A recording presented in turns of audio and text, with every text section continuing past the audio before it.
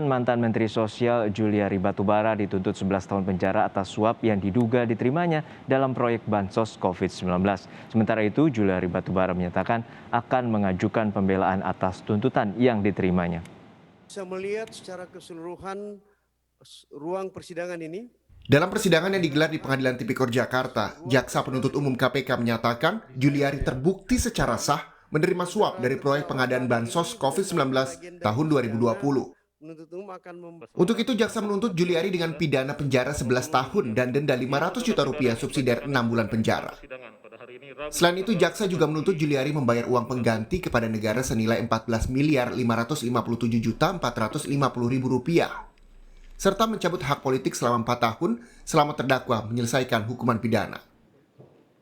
Menjatuhkan pidana terhadap terdakwa berupa pidana penjara selama 11 tahun, dikurangi selama terdakwa berada di dalam tahanan, dengan perintah supaya terdakwa tetap ditahan dan denda sebesar 500 juta rupiah subsidiar 6 bulan kurungan. 3. Menetapkan agar terdakwa membayar uang pengganti kepada negara sebesar 14 miliar 597 juta 450 ribu rupiah. Jika terpidana tidak membayar uang pengganti dalam waktu 1 bulan sesudah putusan pengadilan yang telah memperoleh kekuatan hukum tetap, maka harta bendanya dapat disita oleh jaksa dan dilelang untuk menutupi uang pengganti tersebut. Jika tidak mencukupi, maka dipidana penjara selama 2 tahun. 4. Menjatuhkan pidana tambahan kepada terdakwa berupa pencabutan hak dipilih dalam jabatan publik selama 4 tahun setelah terdakwa selesai menjalani pidana pokok. Sementara itu, Juliari Batubara menyatakan akan mengajukan pembelaan atas tuntutan yang diterimanya dari Jaksa Penuntut Umum KPK. Kuasa hukum Juliari Magdir Ismail menyatakan tuntutan jaksa lebih berdasarkan asumsi daripada fakta di persidangan.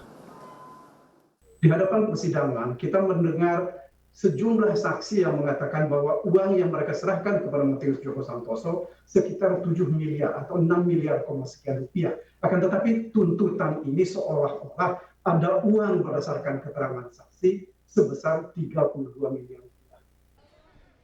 Mantan Menteri Sosial Juliari Batubara diduga menerima uang fee pengadaan paket Bansos COVID-19 wilayah Jabodetabek tahun 2020 sebesar 32,48 miliar rupiah. Uang itu diterima dari berbagai perusahaan vendor penyedia paket Bansos. Majelis Hakim telah memvonis 2 penyuap Juliari, yaitu Direktur Utama PT 3 Pilar, Ardian Madanaca, dan pengusaha Harifan Sidabuke. Keduanya dijatuhi hukuman selama 4 tahun penjara dan denda 100 juta rupiah. Tim Liputan, Kompas TV.